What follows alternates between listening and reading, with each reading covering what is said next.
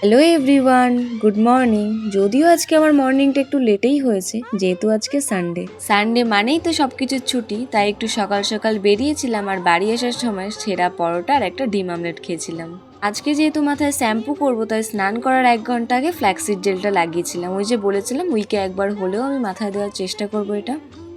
মাথায় তো ওটা লাগিয়েছিলাম, আর মুখে একটা পিলক মাস্ক লাগিয়েছিলাম, আর তারপরে একটু ঘরের কাজ করছিলাম। তোমরা তো দেখতেই পেলে আমার ঘরের র্যাকারটার কি অবস্থা হয়ে গেছিল, তো ভাবলাম আজকে একটু গোছানো যাক। দুদিন আগে থেকে এরকম অগোছালো হয়ে গেছিল, গোছাবো গোছাবো করে আর গোছানোই হচ্ছিল না। অবশেষে গোছানো হলো। গোছানো কমপ্লিট করে ফেসের থেকে মাস্কটা রিমুভ করার পর আমি কিন্তু স্নান করতে চলে গেছিলাম।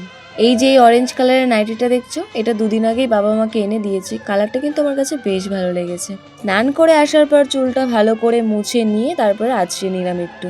আজকে আমার পুজো দিতে হবে, এর জন্য ঠাকুরের থালা বাসনগুলো মেজে নিয়েছিলাম। তারপরে গাছ থেকে ফুল তুলে দেন আমি পুজো দিতে বসেছিলাম।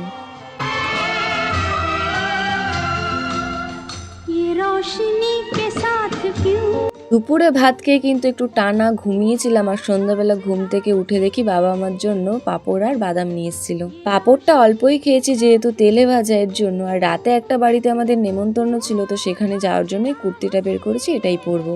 তো ঝটপট করে রেডিও হয়ে নিয়েছি। আর অনুষ্ঠানটা কিন্তু আমাদের বাড়ির একদম সামনের বাড়িতে হচ্ছে, তো বেশিক্ষণ লাগবেও না, তাড়াতাড়ি চলে আসবো। আজ তাহলে এই পর্যন্তই, বাই। আর তোমাদের ভিডিওটা ভালো লাগলে একটা লাইক করে দিও।